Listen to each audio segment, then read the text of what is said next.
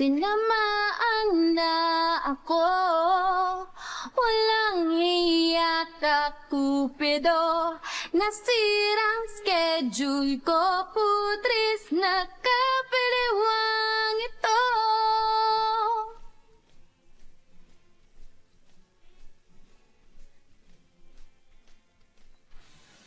You're watching ANNEbishowsa, the only show dedicated to everything Ann Curtis.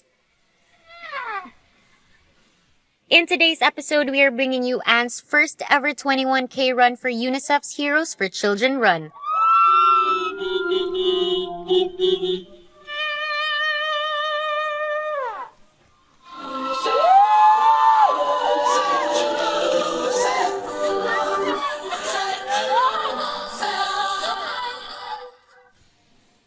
As early as 3 o'clock in the morning, runners were already gathered at the MOA grounds. Ann was early too.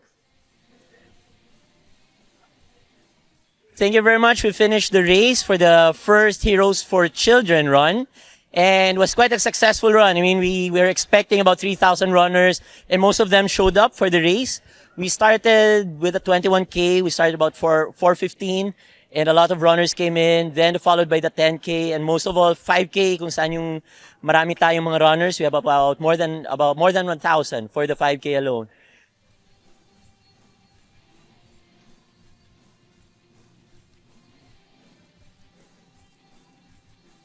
At bago pa nag-start ang run, ay pinasalamatan na agad ni Ann ang lahat ng participants.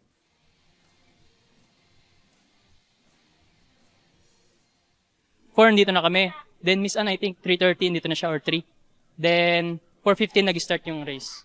Hello! Good morning, runners!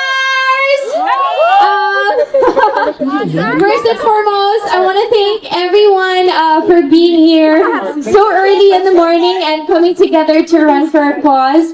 As you all know, this is for the benefit of Unicef Philippines.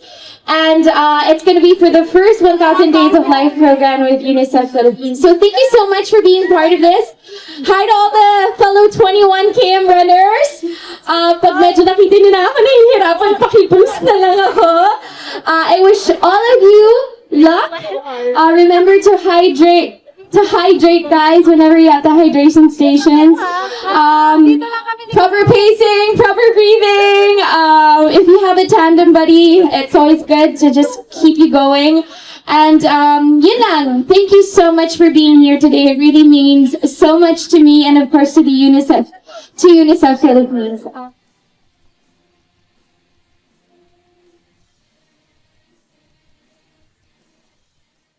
I was actually shaking this morning. I was so nervous. Iniisip ko kasi, kaya ko ba? Will I be able to finish it? And just hoping that I could get it before my target time, which is 2 hours and 30. So, umabot naman. Yes! Umabot naman. Thank you.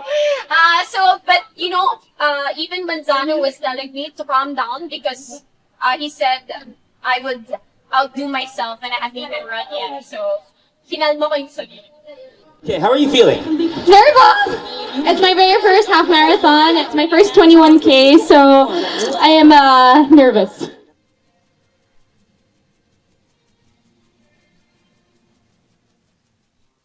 Why fun run for UNICEF?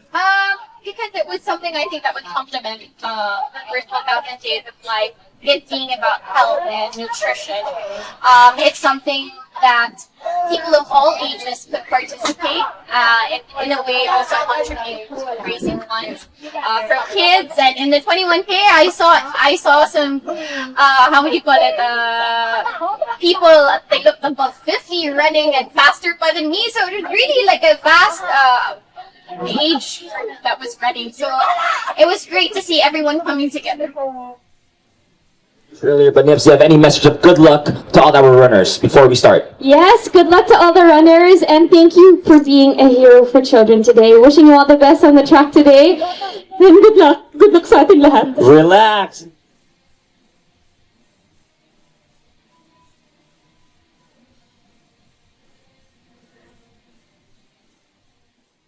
Lahat ay excited at kabado sa 21K run, pero mas kabado si Anne dahil first time niyang sumali sa half marathon. Well, Anne's goal here for the Heroes for Children is really to get support for the children, for Unicef, and definitely it was an overwhelming support.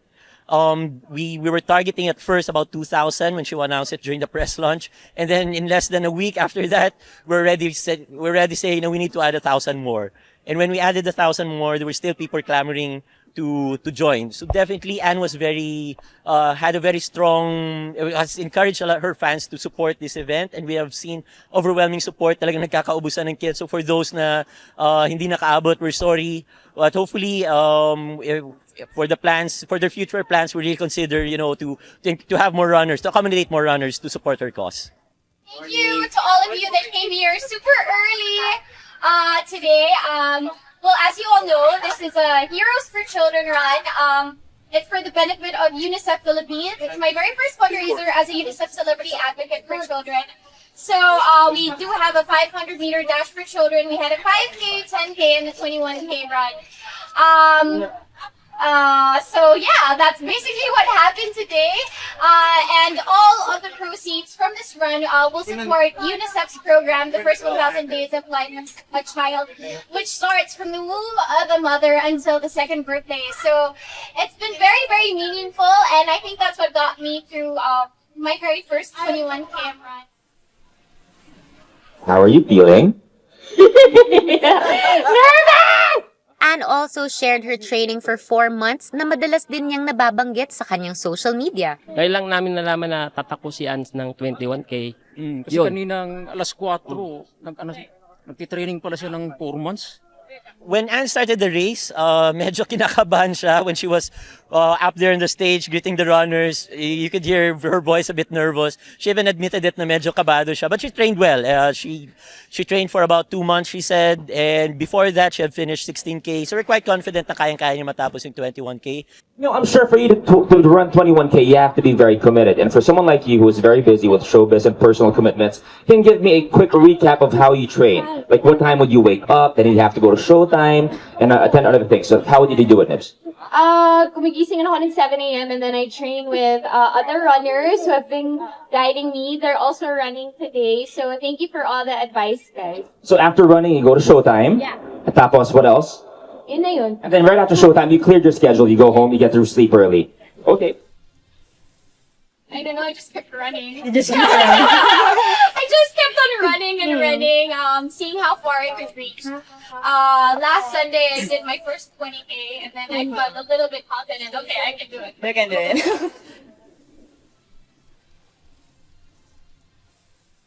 Nakakatuwa lang kasi kasi nakikita rin namin sa mga post ni Anne sa Instagram na before this event, sobrang planado nila, sobrang alam ko excited din si Anne tungkol dito, tsaka dahil fan din niya kami. Let Anne be your inspiration towards the finishing line. Yeah. And good luck and take it easy out there. Maraming salamat. Having someone like Anne supporting us in this venue, on this issue, and really getting the message out there to everyone in the Philippines that the 1,000 first days are the most important days in a child's life and cannot be caught up later on. And so thank you for coming here. UNICEF greatly appreciates Anne's initiative to raise funds to support the essential needs of young children. She personally organized the run and has mobilized her own network. I think in her social media, she's been telling how long she's been running, from 16, from 18, and then the last run that she had was about 20K. So we're really expecting her to have a good race, to have a good finish time.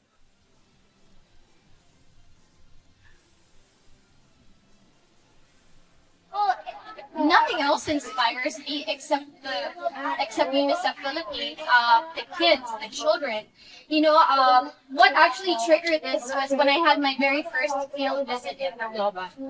I got to experience everything firsthand. I got to witness the problems and hardships of children out there, and that's what triggered me and inspired me to come up with something to raise funds, and that's how this came together.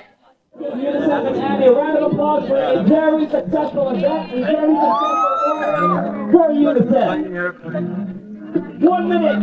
1 minute.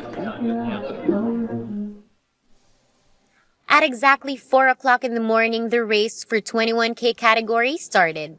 For the route, we started here in ANNEbishowsa, then we went out, going to Macapagal, then CCP area, out of Star City, then going to Ross Boulevard, going straight to Luneta Park, going back down to Baclaran, and then pabalik uli dito sa finish line sa ANNEbishowsa. So far, everything went well. Wala naman tayong naging injury na nabalitaan. All the runners have finished the races. We have minor injuries lang, but more or less, everybody has run safe. So congratulations to all the runners. About 1,000 runners participated in the half marathon category. Here we go. 10, 9, 8, 7, 6, 5, 4, 3, 2, 1. Well, first off, I learned how hard it is to run a half marathon. And it's no joke. It's really something that you have to train for. And that's why I thought it would have been the perfect way to complement the first 1,000 days in life of a child, which includes fitness, health, nutrition. So I figured that this is what would complement each other. And I learned so much from it. I actually even got to work closely with the Unicef team, so it was a great way to bond. Every Thursday, I felt like I had an office job. I would go to Unicef every Thursday, so it was just a great learning experience, and hopefully, from here on, it can become an annual thing. Event organizers, runners, and fans alike marveled at how persistent and strong Anne was.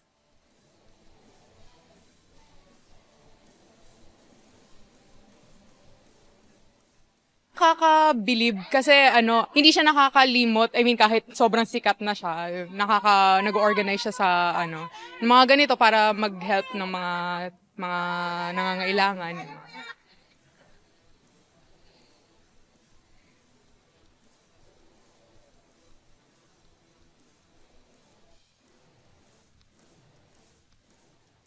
Super proud ako talaga sa kanya. Super proud. Tsaka sana ma-meet namin siya kasi talagang inspiration siya kahit kanino. Hindi din syempre nagpahuli si Erwan Yusaf sa pagbigay niya ng kanyang suporta kay Anne. He was pacing me. At one point, I was walking. And siya yung talagang nagsabi sa akin, come on, you have to run. You can do this. You can do this. So it was also great to see him participate in something that means so much. Anne was consistent on her pacing, hindi mabilis at hindi din mabagal. She had only one stop to hydrate herself.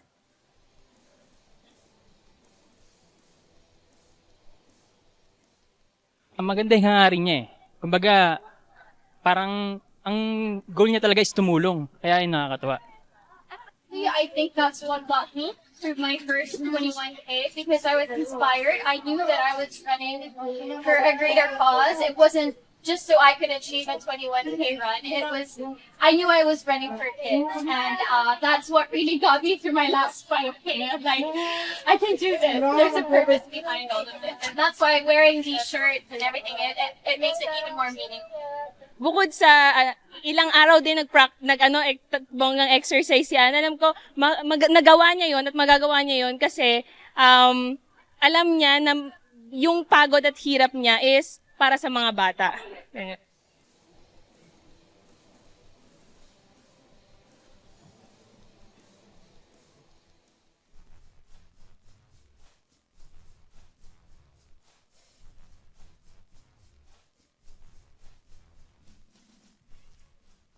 was a very successful run. The weather was very cooperative, very fair weather for each and every one of us. Hindi naman gaano kainit, hindi rin umulan, so everybody was happy. And of course, we're very blessed to have, or very fortunate to have our a lot of celebrities who are supporting Anne to be here in the event. Some of them have even finished as a top finishers. I think Karil, who's finished second, and Solen, I think, finished third. And of course, the other friends of Anne who were here, they also finished the races, including their kids. They also brought their kids with us. Tuwang-tuwa si Anne sa buong suporta na binigay sa kanya ng mga kaibigan, lalong-lalo mula sa kanyang It's Showtime family.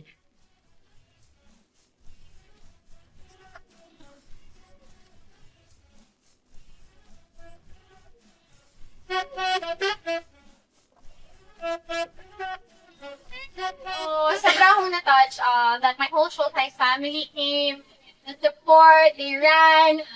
Teddy brought his kids, they joined the 500-meter dash, and he was running, kunwari siya daw si Flash. So it was just so cute to see all of them and have them support this cause. I'm so thankful to my Showtime family. We also have Ann Curtis finishing her first 21K. She finished a little more than 2 hours and 20 minutes. So yung target niya, sabi niya, she wants to finish it in 2:30 below. So yun, talagang na-meet niya. She had a good training with that. Anne was still in her best form at the last leg of the race, and she rocked it in 2 hours and 20 minutes. In fact, she even did some hosting right after.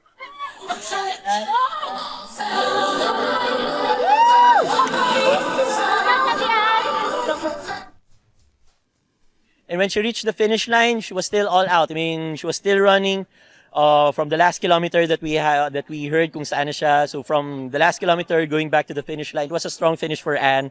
And we saw her give her a final push when he was looking at the time dun sa finish. She was definitely was very happy to reach the finish line, and she finished strong. So congratulations to her.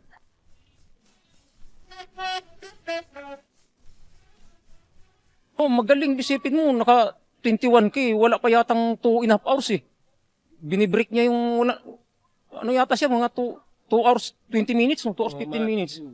I'm a 21K finisher and I ran with Miss Ann Curtis. And actually, pagod na ako noon 13K eh. Then, nung nakasabay ko siya, parang lumakas ako. Then, natapos ko, kasabay ko siya hanggang finisher line. I am committed to at least trying to make this an annual thing.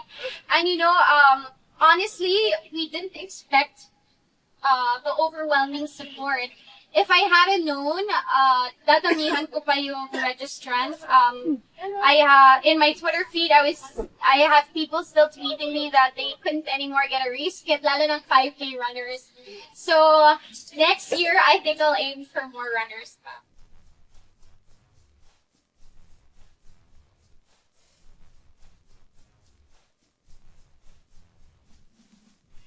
And malapit na matapos ang ating first batch na 500-meter dash runners. The babies!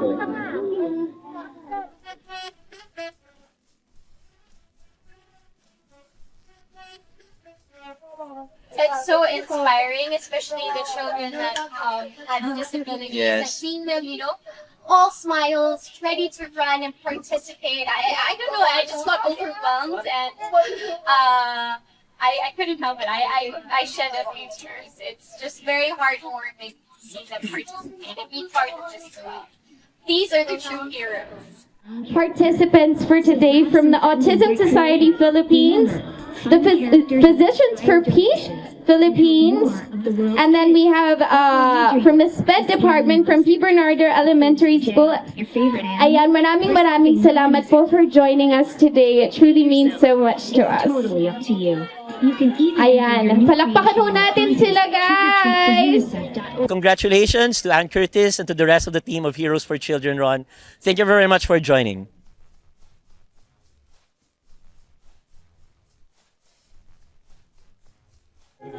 Hello! Good morning, Heroes for Children runners. Thank you so much, everyone who joined today. Thank you for being a hero for children. As you know, this run is all for the benefit of Unicef Philippines and, of course, to support their first 1,000 days of life of a child.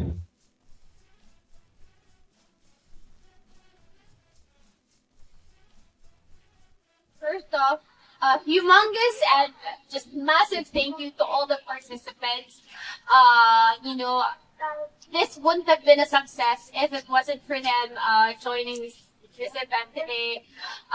We truly are thankful, and we hope to see you next year as well. And thank you so much for being a hero for children, of course, for the benefit of Unicef.